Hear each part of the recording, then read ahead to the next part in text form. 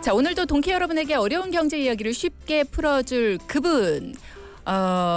경제 뉴스를 덕질하는 남자 뉴델리 서정덕 증권부장 연결돼 있습니다. 안녕하세요.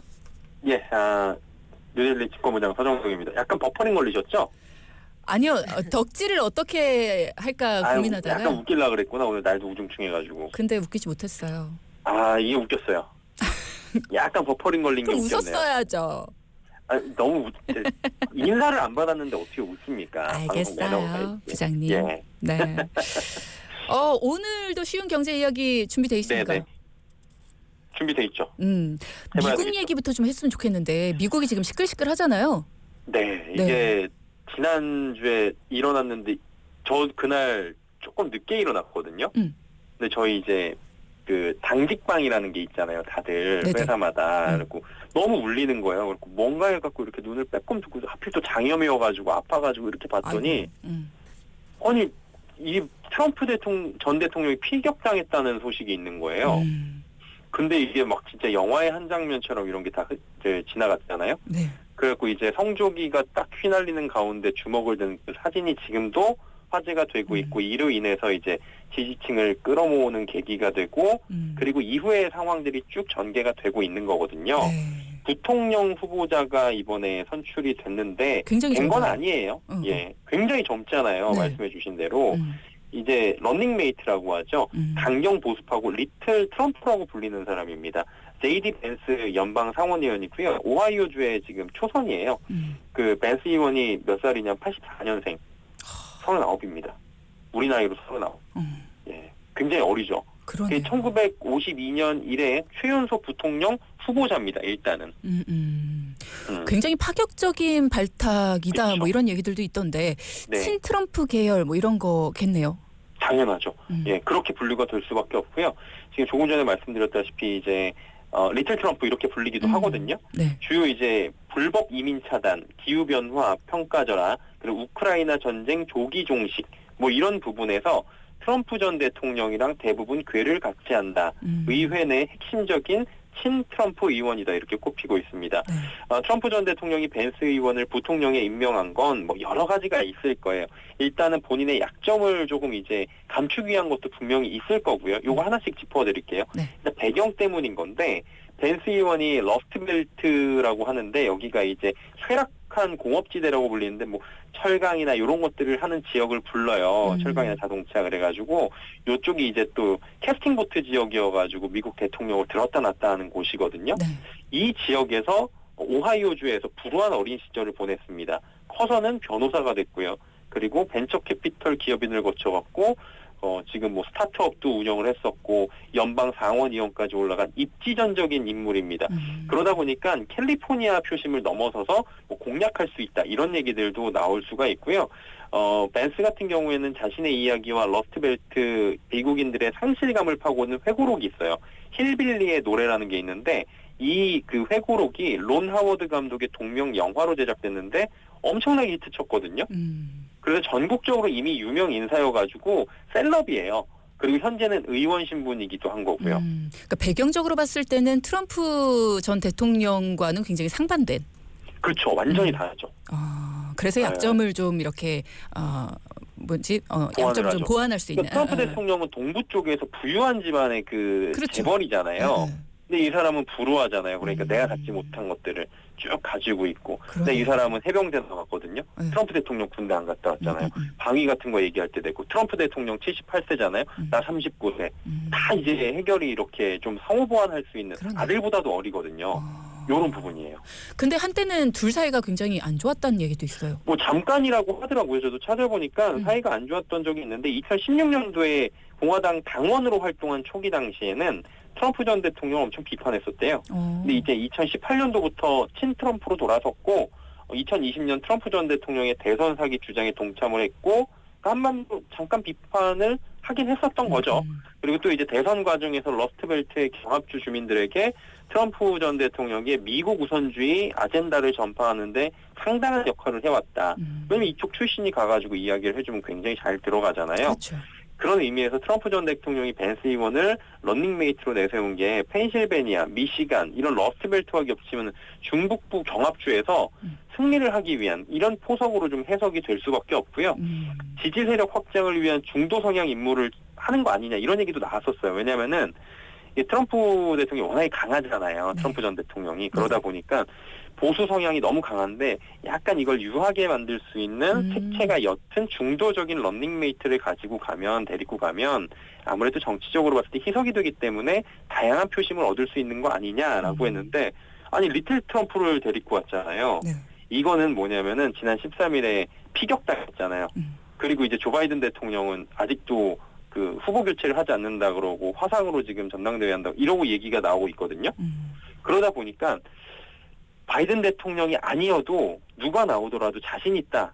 이 승리에 대한 대선 승리에 대한 자신감을 딱 반영한 거라고 시장은 평가를 하고 있습니다. 벤스 의원을 러닝메이트로 이렇게 데려가면서 바이든 대통령을 이기는 거는 충분하게 계산이 섰다. 뭐 이런 의미라고도 볼 수 있을 것 같은데 봐요. 예. 지금 상황이 그 정도로 유리하다고 봐야 될까요? 지금은 아닌데요. 이게 피격 당시 지난 주말에는 당선 확률이 무려 70%대까지 올라갔었습니다. 트럼프 전 대통령이. 그리고 이제 트럼프의 공약 아젠다 사업 방향이 향하는 것들이 있을 거 아니에요.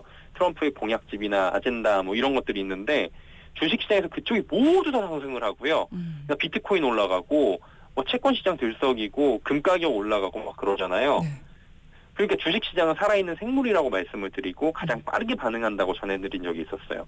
트럼프가 당선이 된다면 방위비 분담금 증가에 따라서 방산기업들의 수출 증가 기대감이 오겠죠. 방산주 올라가죠. 원전주 같은 경우에는 원전을 좀 이제 다시 써야 된다라고 얘기를 하니까 원전주 올라가죠. 전통에너지는 원래 트럼프 전 대통령이 밀고 있던 거니까 또 올라가죠. 금융은 금융에 대한 그런 규제를 좀 혁파할 것 같다 이러면서 금융주가 올라가죠. 가상자산 같은 경우에는 이번에 피격당했는데도 가상자산 이 관련한 집회에는 또 내가 가겠다 얘기를 하면서 처음에는 이게 가상자산에 대해서 트럼프 전 대통령이 굉장히 부정적이었는데 또 긍정적으로 돌았어요. 그러니까 올라가고 인프라 쪽은 어차피 또 트럼프 전 대통령이 공화당 쪽에서 전통적으로 미는 쪽이고 이쪽이 그래가지고 주식시장에서 다 올라가고 반면에 바이든 행정부가 진행 중인 게 친환경이거든요. 네. 또 2차 전지 이쪽은 주춤하는 극명한 대비를 벌써부터 보인 거예요. 참고로 벤스 부통령 후보자가 가상자산을 다수 보유하고 있다고 합니다. 이에 대해서 해박한 지식을 가지고 있는 것으로 알려진다 보니까 가상자산에 대한 규제가 완화되는 거 아니냐라는 기대감이 금융시장에서 나오고 있고요. 가상자산을 주로 하는 거는 뭐 세대를 나누는 건 아니에요. 근데 젊은 세대들이 아무래도. 많이 하잖아요. 네. 그 MZ들이 하는데 안 하시죠? 네. 예, 그렇습니다. 여기까지 보시면 알잖아요. 딱 젊은 세대들한테도 충분히 어필이 될 수 있는 거예요. 지지율에도 도움이 될 수 있는 아니 거고. 잠깐만요. 제가 안 하는데 젊은 세대들은 한다. 방송하겠습니다. 아니 농담이에요. 그래갖고 민주당도 대비를 해야 될 거 아니에요. 그러면은. 근데 지금 바이든 대통령은 나는 후보 교체 안 할 거야라고 지속적으로 입장을 밝히고 있고 현 구도를 고수하려는 상황이 어떻게 흘러갈지는 몰라요. 4개월이 남았으니까. 이건 사실 민심은 천심이고 대통령은 뭐 하늘에서 점자 뭐 이런 얘기들이 워낙 많잖아요. 그렇죠. 이런 얘기들이 나오는데 사실은 맞아. 어떤 일이 발생할지 대선 때까지 누구도 모르잖아요. 그렇죠. 근데 이게 좀 쉽지 않아 보인다는 거죠. 근데 사실 트럼프 전 대통령하고 바이든 대통령 사이에서 이제 고령 이슈가 굉장히 셌잖아요. 네네. 굉장히 좋은 러닝메이트를 구한 것 같다는 생각이 들어요. 그래서 지금 해리슨 부통령이 좀 급하잖아요. 네. 해리슨 부통령하고 지금 벤스 부통령 후보자하고 토론하자고 어제 제안을 했어요. 밤에. 왜냐면은 바이든 해리슨 부통령 입장에서는 네. 본인이 저도 상관없거든요. 그거 대통령이 한 건 아니니까. 잃을 게 없으니까 일단 하는 거고 이 벤스 부통령 후보자 벤스 의원 역시 굉장히 말이 거칠어요. 그래서 말실수가 공식석상에서 좀 있다 보니까 그런 걸 노리고 한 것 같은데 받아줄지 안 받아줄지는 모르겠는데 해리슨 부통령 50대거든요. 네. 사실 뭐 50대가 나이 많은 건 아니잖아요. 요즘 같은 세상에. 그렇죠. 100세 시대에. 근데 39세가 워낙에 좀 젊게 느껴지긴 합니다. 그렇죠.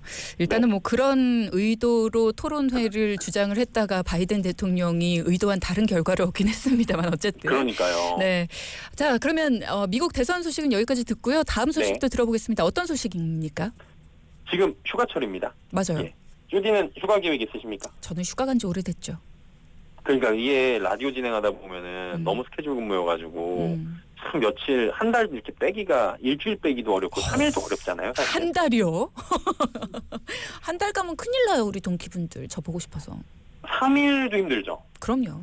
한 이틀 정도도 쉽지 않을 겁니다. 그렇죠. 네.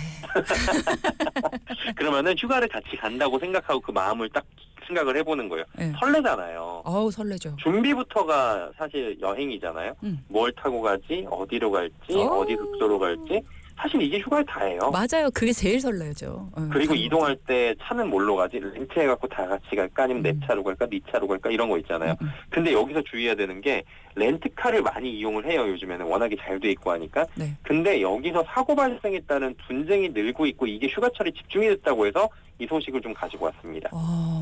렌트카는 사고 없이 그냥 잘 타고 잘 반납하면 그리고 또 그 네. 과정에서 잘 확인하면 문제될 게 없다라고 생각을 했는데 이게 분쟁이 늘어나고 있다라고 하니까 좀 걱정이 되긴 하네요. 네. 이게 그 고객은 내가 보상되는 범위 내로 가입을 한 거예요. 이 여러 가지 특약을 가입하잖아요. 근데 사업소는 그거는 약관에 안 들어간다 하면서 갔다 온 다음에 분쟁이 생기는 경우가 있고요. 최근에는 렌터카 사업소가 완전 자차, 뭐 슈퍼 자차 이런 이름으로 고가의 특약을 넣어갖고 판매를 하는데 별도의 자차 보험, 그러니까 차량 손해 면책 제도라고 하는데 이런 분쟁들이 발생을 해가지고 갔다 와서 기분 나쁜 일들이 발생을 하는 거예요. 그러니까 사업자 측에서는 차량 파손이 되잖아요. 이에 따른 모든 비용을 전액 면책, 즉 보상해준다는 취지로 설명을 하는데 실제로는 이 보상 한도가 굉장히 낮아요. 그리고 초과 수리비를 내야 되거나 단독 사고 시에는 아예 면책, 그러니까 나 혼자 길에 어디에 들이받거나 이런 경우도 있을 거 아니에요. 그렇죠. 초행길이면. 근데 이럴 때는 면책 적용이 안 돼.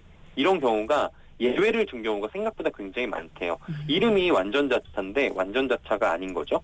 그리고 렌터카를 이용하면서 차량 파손 시에 자기 부담금이 있어요, 원래는. 근데 그게 없다는 사업자 측의 말을 듣고 슈퍼자차 보험이라는 걸 가입을 했는데 자기 부담금을 내야 되는 사례도 있대요. 반납일 차량에 일부 훼손이 발생했다는 사실을 인지해서 반납일 당일에 직원한테 알리고 보험 처리 요구했더니 이거는 그 약관상에 즉시 그 신고를 하셨어야 되는데 그게 아니어서 안 돼요. 이렇게 된 거예요. 그럼 어떻게 돼요? 약관에 없다라고 반발하면서 수리비 환급을 요청을 하고 서로 보니까 약관에는 없어요. 막 거절을 해요. 그러면 이제 분쟁으로 가는 거죠. 아니 그러면은 분쟁으로 가면은 결과가 어떻게 돼요? 그러면 이제 처리를 해야 되는데 오래 걸리고 마음 상하고 귀찮아지고 아이고. 돌려받더라도 못 돌려받는 것도 실제로 있고 그리고 소비자들이 그런 경우 있잖아요.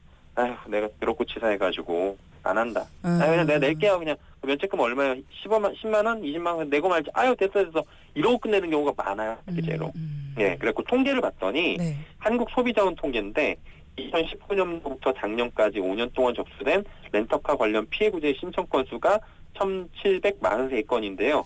7월부터 9월에 접수된 건수가 30%로 가장 비중이 커요. 휴가철에 발생한 것들로 분쟁이 77%에 달하는 겁니다. 그러네요. 그러니까 렌터카를 처음 이용할 때 들뜬 마음에 운전대 잡고 막 운전을 하잖아요. 잘 다녀오면 좋은데 그게 아닌 경우에는 애매해질 수가 있는 거고요. 한마디로 이 통계만 봐도 분쟁이 휴가철에 몰려있기 때문에 조심을 해야 된다라는 거거든요. 이 밖에도 렌터카를 반납할 때 견적도 없이 수리비와 면책금을 일괄 청구해요. 갑자기 고장난 거예요? 이런 식으로. 수리 후에 정비 명세서나 소요 비용 등의 증빙 자료도 제공 안 해주고 이런 문제들도 다수가 지금 발견이 되고 있다고 합니다. 야, 이러면은 얼마가 정확히 들었는지도 잘 모르는데 돈을 내야 되는 경우가 생기네요. 자, 그럼 렌트카를 빌릴 일이 있다. 어떻게 하는 게 피해를 줄일 수 있을까요? 뻔한 얘기인데 첫 번째로 소비자보호원에서는 약관 꼼꼼히 보세요라고 합니다. 사업자 측에서는 차량 파손에 따른 모든 비용을 전액 면책, 한마디로 보상해준다는 취지로 설명을 하면서 이제 추가 비용을 요구를 하는 건데 실제로는 보상 한도가 낮으니까 초과 수리비를 내야 되거나 단독 사고하면 면책 안 되는 거 있다고 말씀드렸잖아요.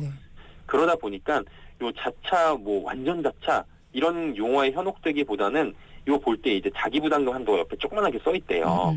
그 다음에 이게 단독 사고 시에 되는지 안 되는지 이런 부분들을 꼼꼼하게 물어보고 그게 되는 상품으로 불안하다면 넣는 게 중요하다.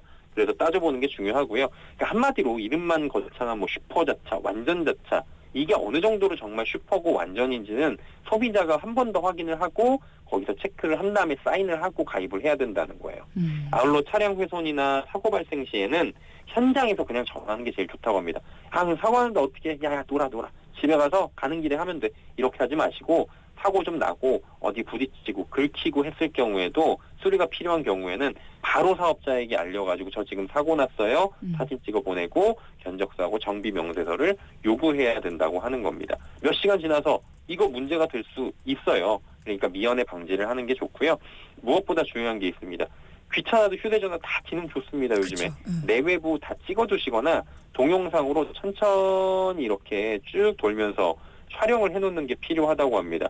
실제로 나는 깨끗하게 차를 탔는데 차량에 흠집이 생겼다 등으로 인해서 도색 비용 요구하고 불필요한 분쟁이 일어나는 경우가 상당히 많대요. 맞아요. 그래서 처음부터 사진 동영상을 남겨놓는 게 중요하고요. 이거 업체에서 미리 찍어두라고 권장하는 경우도 있다고 보통 하더라고요. 그렇더라고요. 예, 근데 또 거기만 찍으세요. 어디만 이게 하면은 뭐 예를 들어서 앞면, 뒷면, 내부 이렇게 하지 마시고 그냥 동영상으로 한 바퀴 쭉 귀찮아도 5분이면 맞아요. 되거든요. 이거 하나 남겨두면은 나중에 불필요한 분쟁 해결하는 데는 크게 도움이 될 수 있을 겁니다. 저도 렌터카 빌려봤는데요.